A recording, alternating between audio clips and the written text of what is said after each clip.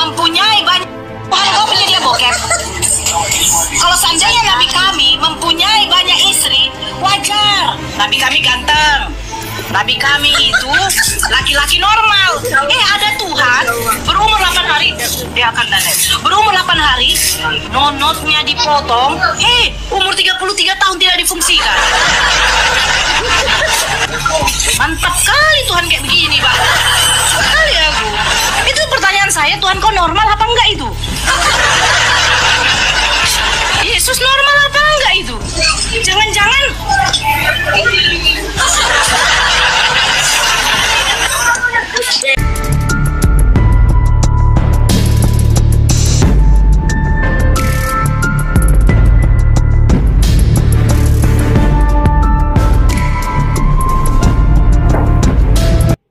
Haleluya, haleluya, haleluya. Shalom alaikum bismillahirrahmanirrahim. Salam Aki.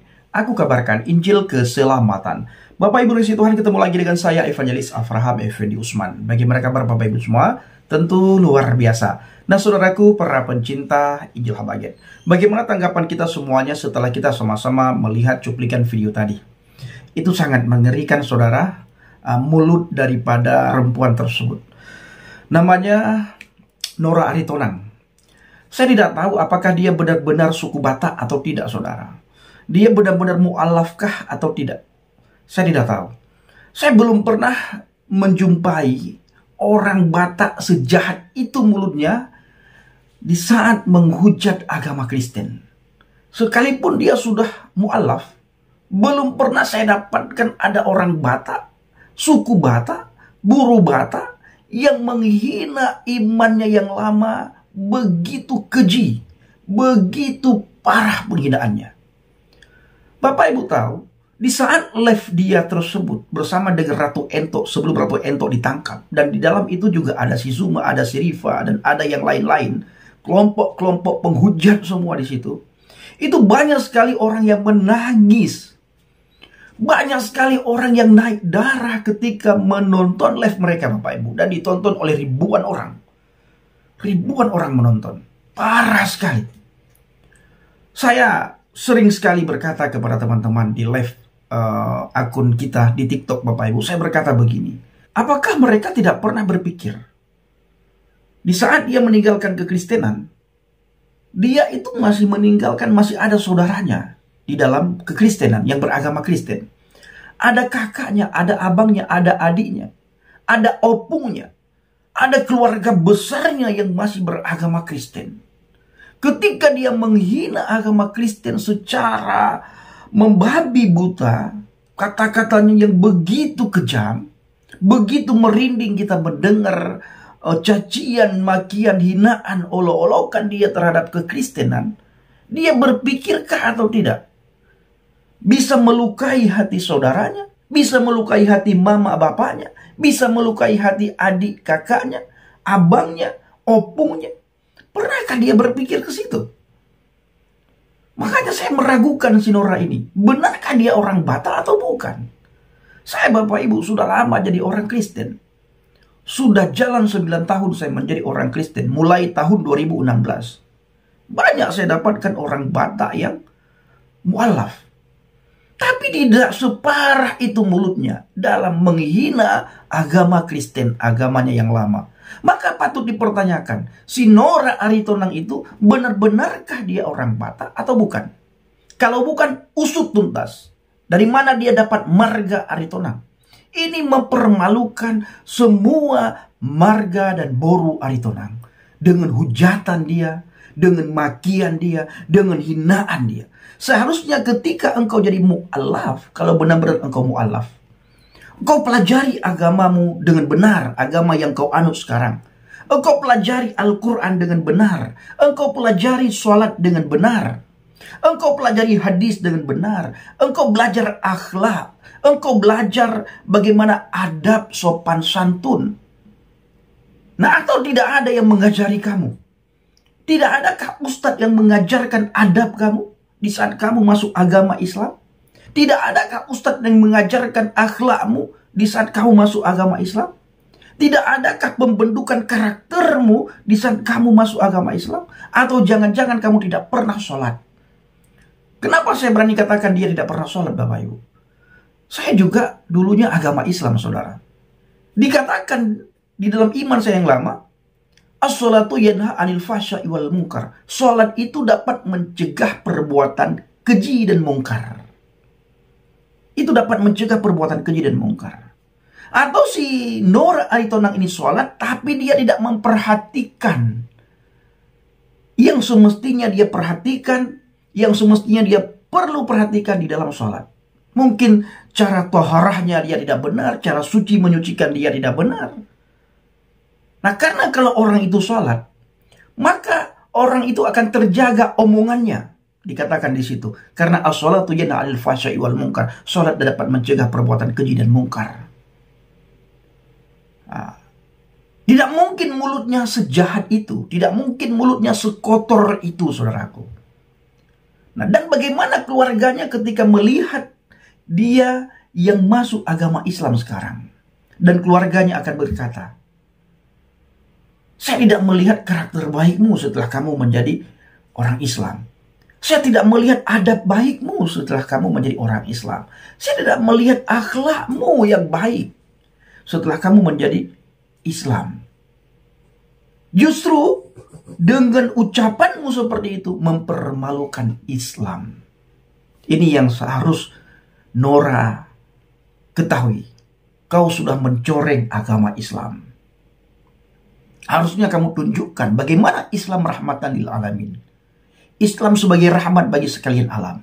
Bagaimana Islam bisa diterima oleh keluargamu, diterima oleh adikmu, abangmu, kakakmu.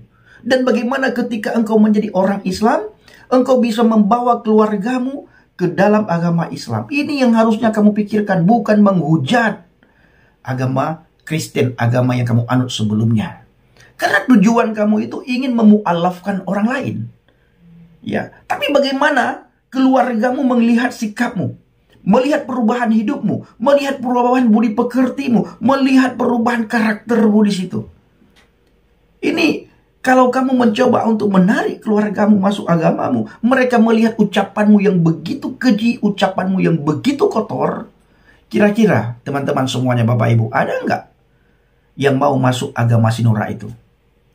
Tidak ada. Nah, kalau begitu, Pendi, kenapa kau masuk Kristen? Kamu tahu banyak tentang agama. Nah, saya masuk Kristen karena saya menemukan keselamatan di dalam kekristenan. Dan saya tidak pernah menghina agama saya sebelumnya. Karena saya paham bahwa di agama saya sebelumnya itu ada cicit saya di situ. Ada adik bapak saya di situ. Ada keluarga besar saya di situ. Walaupun saya tidak punya adik, abang, kakak. Tapi ada tante-tante saya di sana. Ada adik mama saya di sana. Ada keponakan mama saya di sana. Dan masih ada mama saya di sana. Maka tidak boleh. Dan tidak diizinkan dalam iman kami untuk menghina kepercayaan-kepercayaan lain, agama lain. Bahkan kami diajarkan bagaimana mengasihi musuh. Orang yang memusuhi kami saja tidak diizinkan untuk membalas, disuruh mengasihi. Dan saya selalu memberikan kesaksian.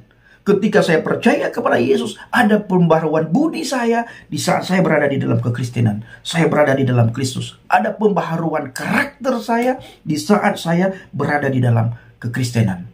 Berada di dalam Kristus. Pembaharuan karakter itu. Dan teman-teman saya semua melihat perubahan itu. Beberapa waktu yang lalu, saya ke Aceh bersama dengan Bang JDP. Kami ketemu dengan dua sahabat saya. Kami duduk di warung kopi. Salah satu warung kopi yang sangat besar di daerah Banda Aceh, di kota Banda Aceh. Tepatnya di Penayung. Saya duduk bersama dengan teman-teman saya. Di saat mereka bertanya kepada saya tentang Yesus, saya jawab, kalau kamu bertanya, siapkah kamu mendengar jawaban daripada saya?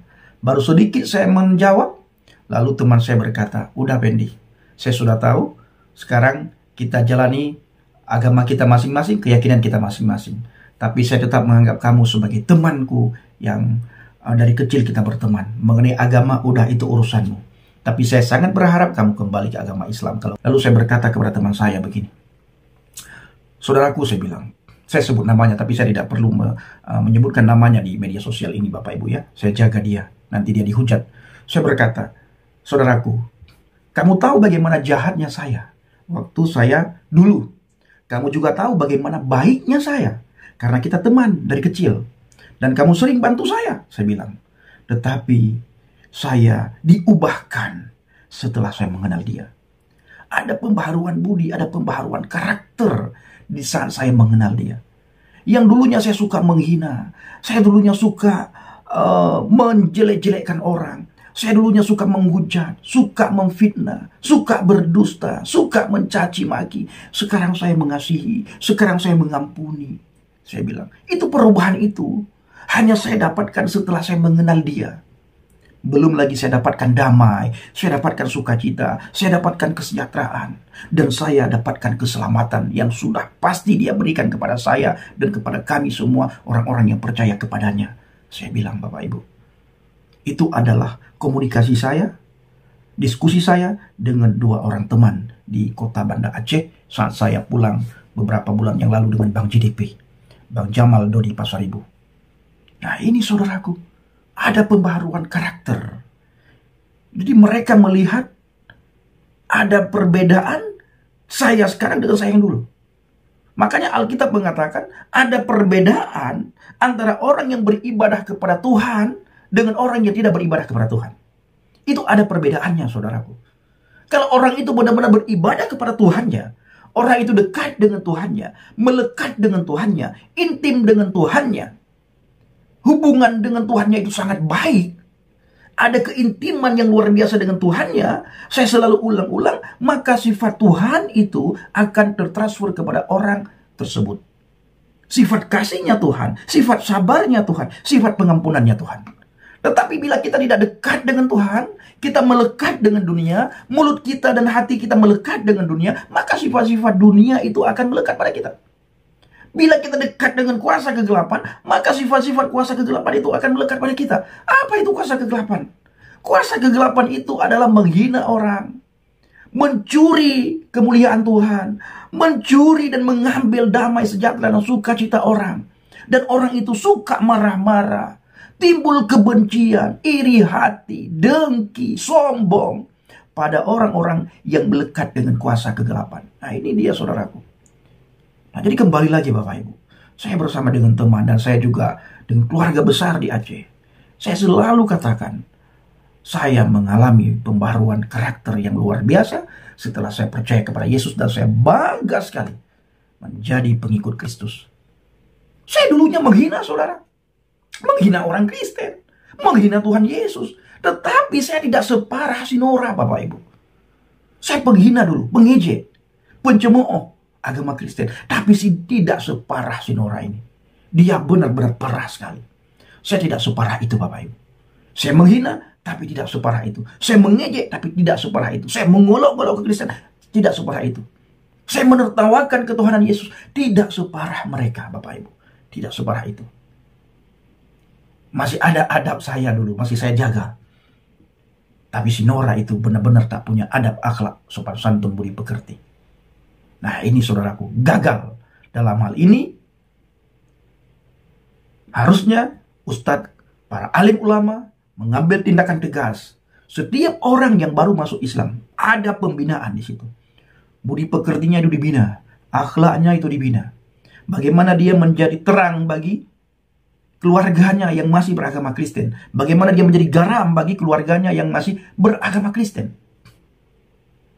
Karena tujuan dia untuk memualafkan orang atau memualafkan keluarganya. Bagaimana keluarganya mau mualaf dan orang di sekitarnya mau mualaf kalau melihat sifat dia seperti itu. Nek orang, naik pitam orang, naik amarah orang, naik darah orang ketika melihat live mereka. Itu tadi saudara, bagaimana kejinya ucapannya si Nora Bapak Ibu. Parah sekali, sangat parah. Dan sampai sekarang Bapak Ibu, teman-teman saya, kerabat saya itu berharap saya kembali ke agama Islam. Bahkan beberapa kali ada masuk ustadz-ustadz dari Aceh. Salah satunya adalah dari Langsa, Aceh Timur. Berkata, ini Bang Pendi kalau kembali ke agama Islam, oh jadi penceramah ini. Pinter sekali Bang Pendi ngomong, menjadi penceramah. Bapak Ibu lihat bagaimana saya dihina, bagaimana saya dicaci maki, bagaimana saya diolok-olok. Saya balas? Tidak. Tidak pernah saya balas. Iman saya bagaimana diolok-olok oleh mereka, saya balas? Tidak. dan tidak mau saya balas. Karena iman kita melarang seperti itu. Si Zuma beberapa waktu yang lalu ketemu di live-nya ada live Kak Ica. Ada BAB di situ, ada RK juga, ada Pak Bom Bom, ada Palidara. Saya dihina habis-habisan oleh si Zuma. Saya senyum-senyum aja. Saya hanya bilang satu hal kepada si Zuma waktu itu, Bapak Ibu. Zuma, saya bilang, saya pikir kamu orang pinter. Ternyata kamu tidak punya adab sama sekali di dalam diskusi. Dan ilmumu tidak punya sama sekali, Zuma. Lalu dia berkata, Pen, bukan saya tidak punya ilmu, Pen, katanya. Dengan suara yang begitu lantang. Lalu dia menghina pribadi saya. Kau miskin, katanya. Dia hina saya, kau pemakan kutu, katanya. Oh, hinaannya parah sekali. Saya hanya bisa geleng-geleng kepala, saudaraku. Hanya bisa geleng-geleng kepala. Memang Alkitab sudah mencatat. Apa kata Alkitab terhadap orang-orang seperti itu? Mari kita melihat di dalam 2 Petrus 3, Bapak Ibu, ya. Di dalam 2 Petrus 3. Di dalam 2 Petrus. Yang terutama harus kamu ketahui ialah bahwa pada hari-hari zaman akhir akan tampil pengejek-pengejek dengan ejekan-ejekannya, yaitu orang-orang yang hidup menuruti hawa nafsunya. Ini saudaraku muncul hari-hari ini. Maka kita bersyukur Alkitab sudah mengingatkan kita di akhir zaman nanti akan muncul pengejek, akan muncul orang-orang yang menghina. Dan dalam Injil juga dengan jelas dikatakan engkau akan dihina karena namaku, dicaci maki karena namaku, diolok-olok karena namaku. Dan kita melihat rasul-rasul yang ada di dalam Alkitab. Mereka jadi martir karena memberitakan Injil. Mereka jadi martir karena nama Yesus. Bukan karena kesalahan yang mereka lakukan sendiri, tapi karena nama Yesus. Dan hal ini Bapak Ibu saya sering sampaikan di live saya. Dan didengar oleh banyak orang Aceh. Saya selalu katakan, hari ini kalian menghina saya, mengolok, mencaci maki, bukan karena kejahatan yang saya lakukan, tapi karena saya percaya kepada Yesus. Dulu mereka marah sekali kepada saya karena bawa nama Aceh, Bapak Ibu, di TikTok. Saya sudah ganti. Mereka masih marah juga. Awalnya malah saya buat nama akun TikTok saya apa, Bapak Ibu? Tetangga saya, agar orang tidak tahu saya orang Aceh. Begitu sudah bisa saya buka kamera, banyak orang Aceh muncul. Mereka bilang, ini bukan Aceh, dia Batak, dia orang Medan, numpang lahir di Aceh. Buang nama-nama Aceh itu. Saya bilang, saya tidak pakai nama Aceh. Hanya kamu yang sibuk mengatakan saya Aceh, saya bukan Aceh. Akhirnya ada muncul teman-teman saya, benar dia orang Aceh. Kami satu sekolah, satu pesantren. Kami pernah kuliah di Matang Gelumpang 2, Fakultas Al-Muslim. Muncul lagi orang di bawah komennya, bukan, dia hanya numpang lahir di Aceh. Nah ini saudaraku. Akhirnya saya buatlah nama akun saya Pendi Aceh. Oh, tambah hina Bapak Ibu, saya dihina. Akhirnya saya ubah lagi nama saya Pendi Sumatera. Oh, tambah lagi dihina saudara. Tuh kan, sudah ketahuan dia ngaku-ngaku Aceh padahal dia orang Sumatera. Saya ubah Pendi anak Tuhan. Oh, tambah dihina lagi Bapak Ibu. Dibilangnya kau orang Aceh. Nah, ketika saya bilang orang Sumatera, banyak orang bilang, tuh kan. Habis itu saya ngaku, saya bilang Pendi anak Tuhan, dihina lagi. Bahkan banyak orang Aceh masuk. Acehmu di mana? Saya bilang, saya bukan Aceh, saya Medan. Bohong kau orang Aceh katanya. Jadi serba salah Bapak Ibu. Saya dihina habis-habisan karena percaya kepada Yesus. Itu pada intinya. Bukan karena nama saya Aceh atau tidak Aceh. Dan saya sudah membuktikan hal itu semuanya pada orang Aceh. Bahwa benar saya dihina karena percaya kepada Yesus, bukan karena kejahatan saya, bukan karena narkoboy, bukan karena kejahatan, bukan karena kelakuan buruk saya, bukan karena kejelekan karakter saya, tapi karena iman percaya saya kepada Yesus Kristus. Itu yang membuat saya dihina, saudaraku. Nah, jadi sekarang mereka membantah sesamanya, Bapak Ibu. Bahkan banyak yang marah. Saya bilang saya bukan Aceh, mereka bilang kau Aceh. Bukan, saya bukan Aceh, saya Medan, saya Marga Sinaga, saya bilang. Nah, memang Bapak Ibu saya dikasih Marga Sinaga. Nah, saya punya orang tua angkat di Perumahan Setiabudi di Medan. Ya, nah, mereka bilang kamu kalau ditanya sama siapapun bilang Marga Sinaga. Nah, cuma waktu itu Bapak Ibu belum sempat dikasih secara resmi karena saya sudah duluan keluar dari Medan pada waktu awal-awal saya bertobat percaya kepada Yesus Kristus. Nah, ini dia saudaraku. Jadi saya sangat mengucap syukur berterima kasih kepada Yesus, kepada Tuhan, kepada Bapa kita di surga dalam nama Yesus. Saya sangat berterima kasih. Dari sekian banyak orang, saya dipilih olehnya untuk menjadi pengikutnya. Bahkan saya sekarang menjadi PNS, pegawai negeri surga, menjadi evangelis, menjadi penginjil Bapak Ibu. Dan Bapak Ibu, saya mengucapkan terima kasih. Bapak Ibu sudah banyak membantu saya dalam doa, mensupport saya juga, memberikan motivasi kepada saya, sehingga saya semakin hari semakin kuat di dalam Tuhan, semakin bersemangat di dalam melakukan pelayanan, melakukan penginjilan. Dan besok beberapa hari ke depan Bapak Ibu, saya ini hampir berangkat ke Padang, selanjutnya ke Pulau Mentawai, penginjilan selama 20 hari. Saya berangkat bersama dengan saudara saya, Bang GDP. Ya, Bapak Ibu tahu kan Bang GDP, Bang Jamal Dodi Pasar Ibu. Kita sering pergi bareng pelayanan Bapak Ibu, penginjilan. Ya, kita sering pergi bareng, kita saling mensupport, saling mendoakan, saling membantu, saling menolong, saling mengingatkan. Itu kita lakukan dengan Bang GDP. Dan kalau ada apa-apa beliau selalu mengingatkan saya. Saudaraku, hati-hati, ini begini. Ini saudaraku, saya ada ini sedikit. Saudaraku, harus bersemangat. Saudaraku, dirimu banyak berdoa. Saya selalu diingatkan. Begitu juga saya. Saudaraku, ini ada ini sedikit dari saya. Saudaraku, dirimu harus bersemangat. Dirimu harus hati-hati, banyak berdoa. Setiap saat kita bangun komunikasi. Setiap saat kita saling mengingatkan. Dan kita juga berharap murtadin yang lain bisa bekerja sama dan bekerja bersama-sama di ladang Tuhan. Karena kita dipanggil oleh Tuhan bukan untuk saing-saingan sesama kita, tapi kita dipanggil oleh Tuhan yang pertama sekali kita menjadi berkat, yang pertama sekali kita menjadi terang, yang pertama sekali kita menjadi garam, yang pertama sekali kita adalah bagaimana kita bisa bergandengan tangan melayani dengan sungguh-sungguh. Nah, setiap pekerja, kata Alkitab, berhak mendapatkan upah. Saudaraku, di dalam 1 Timotius 4 dikatakan begini. Roh Kudus dengan jelas mengatakan bahwa pada masa mendatang, banyak orang tidak akan mau lagi mempercayai ajaran yang benar. Mereka akan mengikuti roh-roh jahat yang menyesatkan dan percaya pada berbagai ajaran setan-setan. Ajaran itu disampaikan oleh orang-orang munafik yang suka berdusta. Hati nurani mereka sudah membantu sehingga mereka tidak bisa lagi membedakan perbuatan yang benar dan yang salah. Ini saudaraku, bahaya sekali. Ya, ini sudah di penghujung zaman kalau kita melihat. Pengejek-pengejek pada muncul, penghina, pengolok pada muncul. Dulunya orang sembunyi-sembunyi, sekarang terang-terangan saudaraku. Nah, kenapa? Karena hidupnya bukan dipimpin oleh kuasa Tuhan, bukan dipimpin oleh roh Tuhan, tapi dipimpin oleh roh kegelapan. Maka saya selalu katakan, orang Batak, orang Nias tidak boleh ada yang meninggalkan Yesus. Jahat hidupnya, mulutnya jahat, karena hidupnya bukan lagi dipimpin oleh roh Tuhan, hidupnya bukan lagi dipimpin oleh roh kebenaran, tapi dipimpin oleh kuasa kegelapan. Maka dia berkongsi dengan setan, kuasa kegelapan, roh jahat.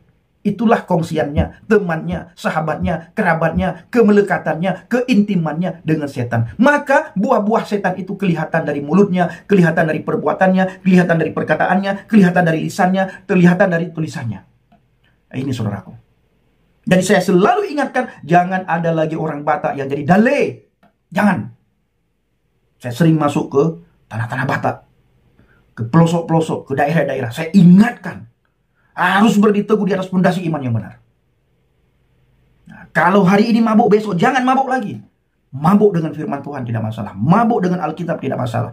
Karena akan membuat Anda bergairah kalau Anda mabuk dengan firman Tuhan. Membuat Anda bersemangat kalau Anda mabuk dengan firman Tuhan. Membuat Anda bersukacita kalau Anda mabuk dengan firman Tuhan. Membuat Anda tidak malas kalau Anda mabuk dengan firman Tuhan. Tapi kalau mabuk tua, itu bahaya sekali. Membuat kita murung,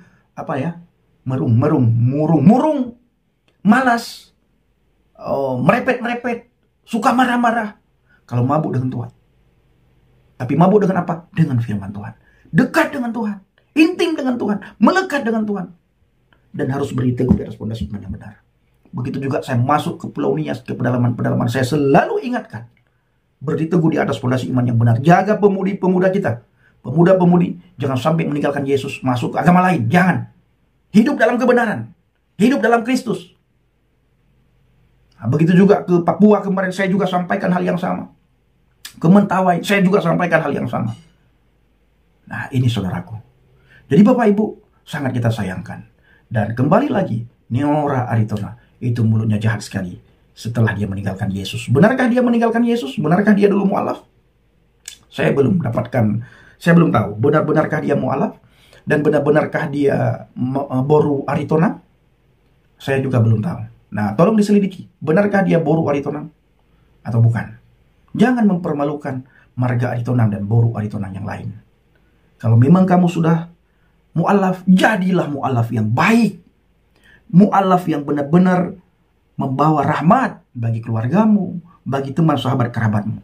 Kalau kamu memang main di TikTok, jadilah mu'alaf yang baik. Tanpa perlu menghujat.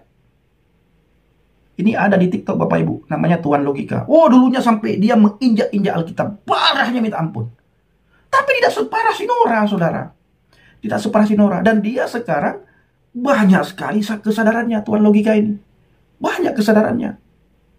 Tidak mau menghujat lagi. Kalau dihujat pun dia tidak mau membalas, langsung diturunkan penghujat. Dari manapun. Mau dari Kristen, kalau ngomongnya kasar langsung diturunkan.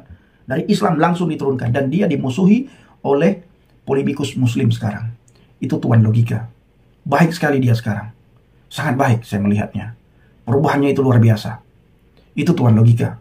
Karena tidak mau lagi dia menghujat. Nah, kalau ada yang Islam yang masuk, disuruh mengucap 2 kalimat syahadat. Kalau tidak mau, langsung diturunkan. Nah, kalau orang Kristen masuk, sudah diberikan shalom, dia sudah tahu itu Kristen. Tidak ditanya-tanya lagi. Nah, di situ kita bisa bercanda. Tidak ada lagi bicara penghujatan segala macam bla bla bla bla. Tidak ada. Dan dia tetap berteguh dengan Islamnya. Dan dia mengajak teman-temannya yang lain bagaimana kita menjadi rahmat bagi semua agama. Saya melihat satu perubahan yang baik sekali pada diri Logika, saudaraku. Itu nama akun TikToknya Tuan Logika. Nah, ini dia Bapak Ibu ya, sangat kita sayangkan. Banyak penghujat seperti itu, seperti dibiarkan. Karena tidak ada pembinaan. Ya, makanya saya selalu katakan, murtad itu tidak mudah. Untuk masuk agama Kristen itu tidak mudah. Orang Kristen tidak terima begitu saja. Gereja tidak terima begitu saja apabila ada orang yang baru murtad, baru percaya kepada Yesus. Diselidiki dulu. Bahkan benar ketika diketahui dia benar-benar ingin percaya kepada Yesus, harus ada pembinaan dulu. Benar-benar dibina. Nah, baru setelah itu dibaptis. Oh, tidak ujuk-ujuk, kamu sudah ini baptis. Enggak seperti itu. Oke, saudaraku yang dikasihi Tuhan, para pencinta Anjela Baget, saya berdoa kepada Tuhan kiranya semua kita selalu dalam lindungan Tuhan, dijauhi dari segala mara bahaya, celaka, musibah, sakit, penyakit, maupun dari hal yang tidak kita inginkan. Apapun yang Bapak Ibu lakukan dan kerjakan, selama tidak bertentangan dengan firman Tuhan, kiranya dibuat oleh Tuhan berhasil dalam nama Yesus. Terima kasih. Assalamualaikum warahmatullahi wabarakatuh. Salam Aki, aku kabarkan Injil keselamatan. Bapak Yahweh Bishim Adonai Yesus Hamasiah. Waruah Kudus memberkati kita semua. Haleluya. Amin. Salam Murtadin. Terima kasih.